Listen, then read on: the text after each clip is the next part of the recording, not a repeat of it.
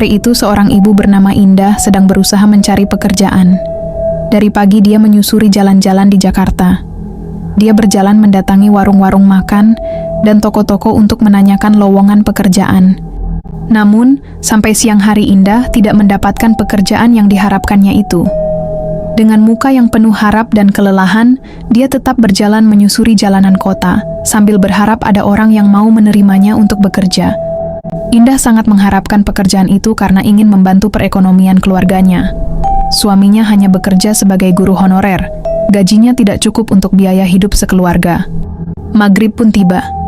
Dengan langkah gontai Indah masih berjalan-jalan di daerah Cakung, Kayu Tinggi.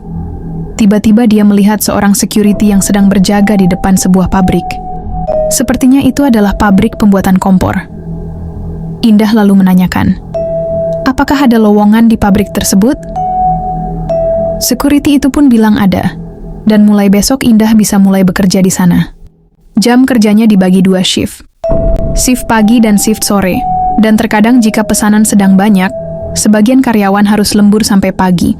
Mendengar penjelasan security itu, Indah merasa senang sekali.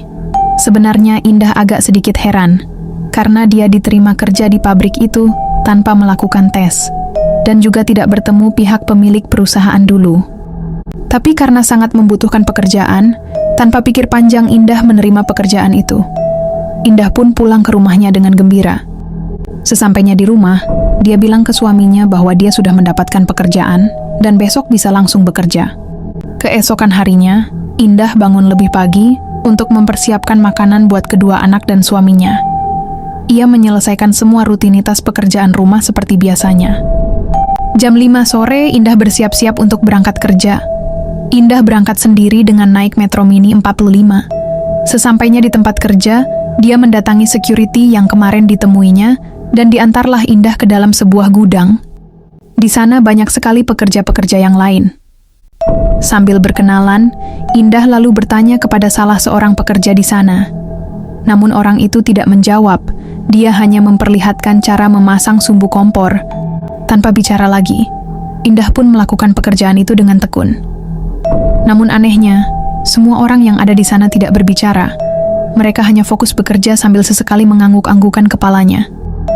Indah berusaha menahan rasa kantuk dan capek karena baru beradaptasi dengan pekerjaannya ini. Tak terasa udah subuh, Indah pun bersiap-siap untuk pulang. Dia bergegas keluar dari pabrik dan berjalan menuju jalan raya.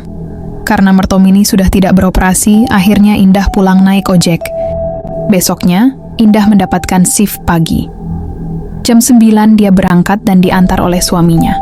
Sesampainya di tempat kerja, dia langsung bekerja memasang sumbu kompor, memindah-mindahkan kompor, serta mengemasnya ke dalam kardus. Singkat cerita, maghrib pun tiba. Indah lalu beristirahat sambil menunggu sang suami menjemputnya. Sementara di depan, suaminya sedang menunggu Indah keluar dari pabrik. Karena sudah setengah jam Indah tidak kunjung keluar, akhirnya si suami bertanya pada seorang satpam yang kebetulan sedang bertugas dan tidak jauh dari lokasi. "Pak, kok istri saya belum keluar-keluar dari pabrik ya? Seharusnya kan sudah keluar sejak setengah jam yang lalu," tanya suaminya Indah. "Pabrik yang mana, Pak?" Satpam balik bertanya. "Pabrik kompor itu, Pak," jawab suaminya Indah sambil menunjuk ke lokasi di mana istrinya bekerja. "Hah, Bapak bercanda kali. Pabrik kompor itu kan sudah terbakar 2 tahun yang lalu, dan semua pekerjanya meninggal," jawab satpam tersebut. Suami Indah pun terkejut.